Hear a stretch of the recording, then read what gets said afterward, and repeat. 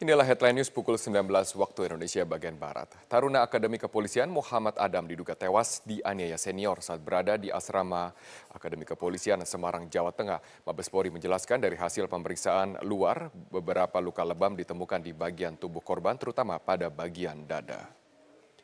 Mabes Polri tengah menyelidiki adanya dugaan tindak penganiayaan Taruna Akpol tingkat 2 Brigadir Taruna Muhammad Adam yang tewas di asrama Akademi Kepolisian Semarang. Kadif Humas Mabes Polri, Irjen Polisi Setio Wasisto menjelaskan dari hasil pemeriksaan luar ditemukan ada beberapa bagian tubuh korban yang lebam, khususnya di bagian dada. Kepolisian belum bisa menyimpulkan korban tewas apakah akibat dianiaya senior, pasalnya masih menunggu dari hasil otopsi. Rencananya jenazah korban akan dibawa ke Rumah Sakit Bayangkara Polri Kramat Jati, Jakarta Timur pada malam hari ini.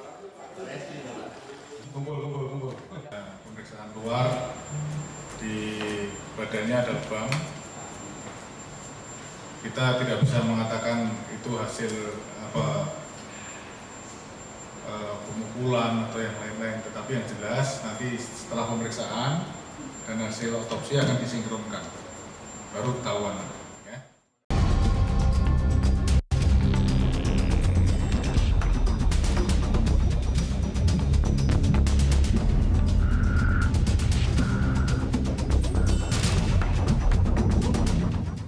Kita lanjutkan Prime Time Talk malam ini, pemirsa. Presiden sudah menegaskan gebuk pengganggu NKRI. Pak TB, komentar Anda?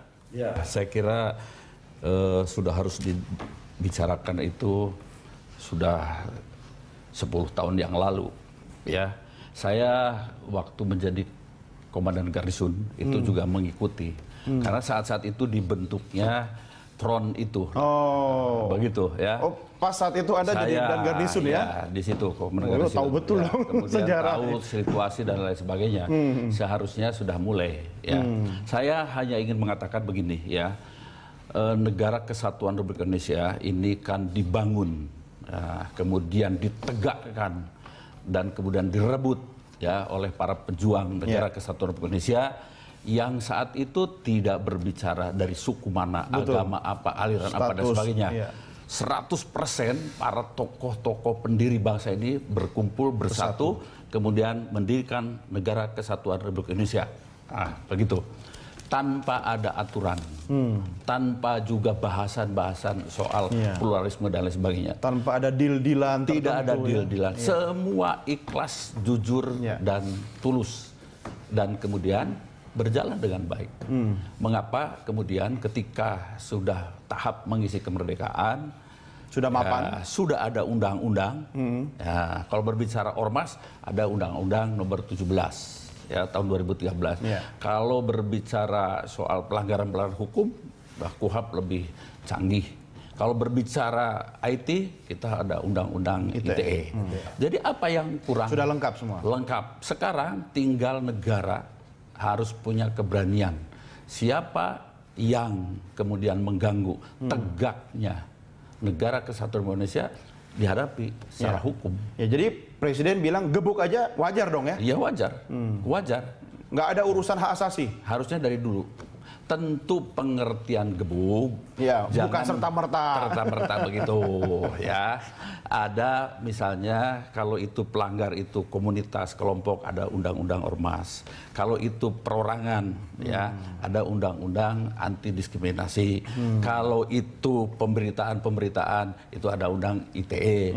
Kalau itu menyangkut pidana, ada undang-undang hukum pidana. Jadi menggunakan itu, pengertian digebuk itu bukan digebuk pakai tangan. Iya, Pak TB, Anda tidak melihat kalau misalnya Presiden sudah tegas, kemudian kan aparat kita kan memang sebenarnya sudah membutuhkan atau sinyal dukungan dari kepala negara itu kan sudah sejak lama dibutuhkan.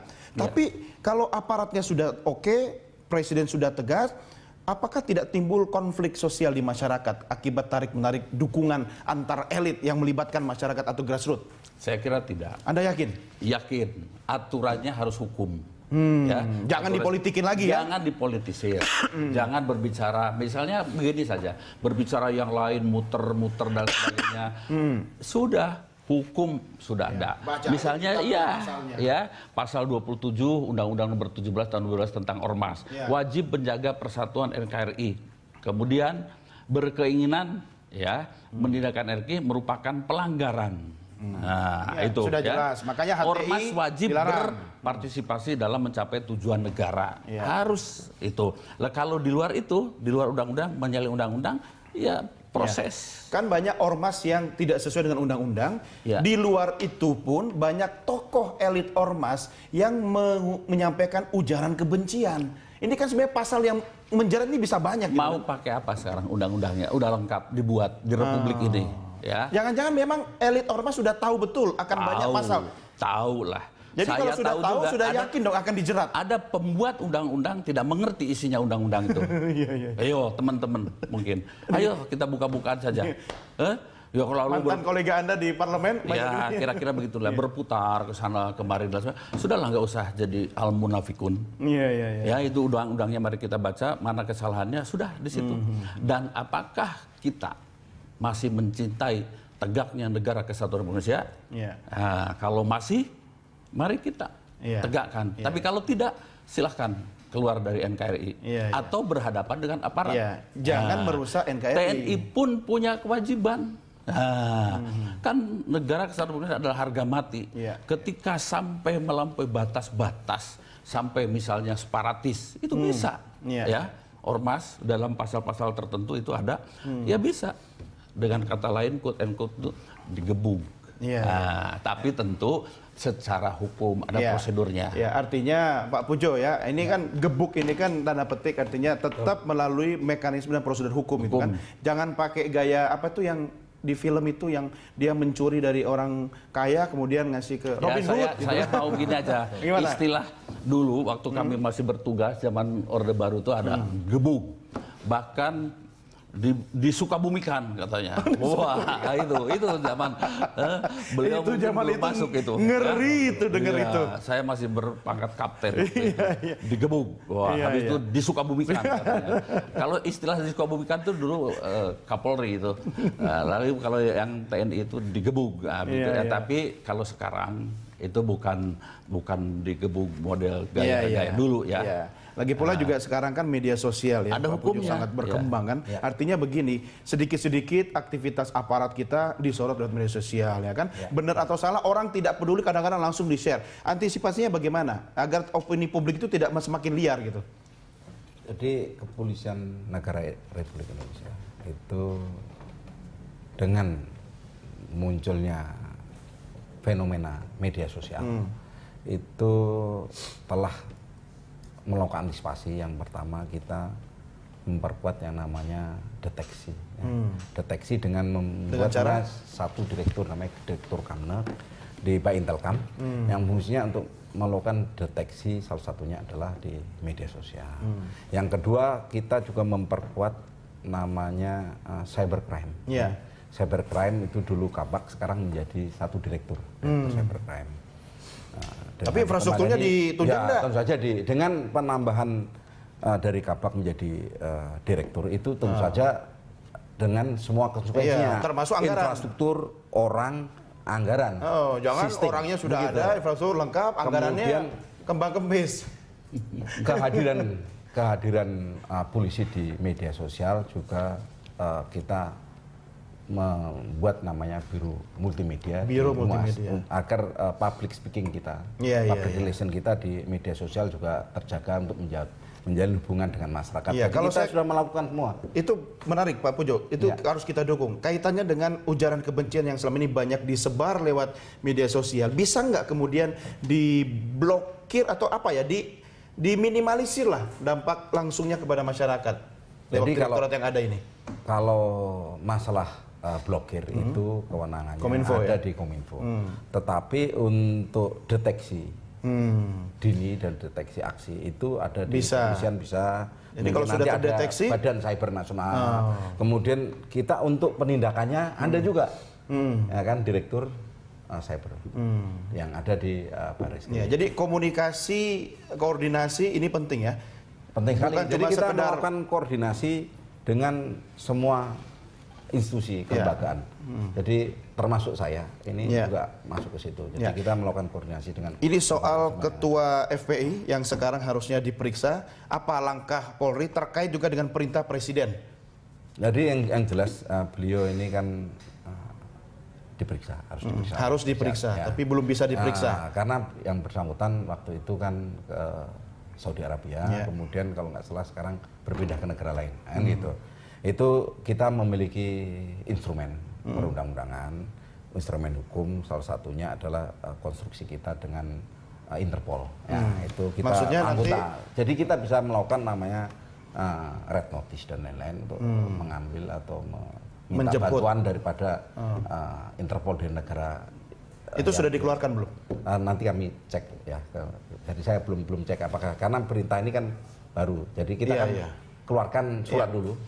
Surat kepada keluarga untuk kan panggil itu kan harus 3 kali. Kan gitu. Jadi hai gitu. Kan itu.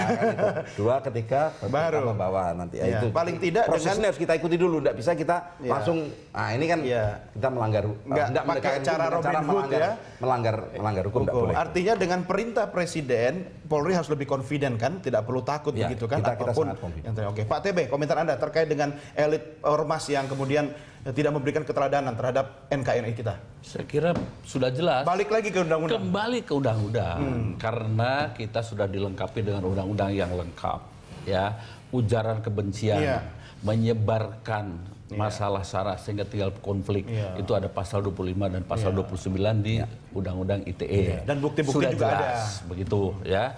Ada situs-situs yang boleh langsung ditutup oleh negara.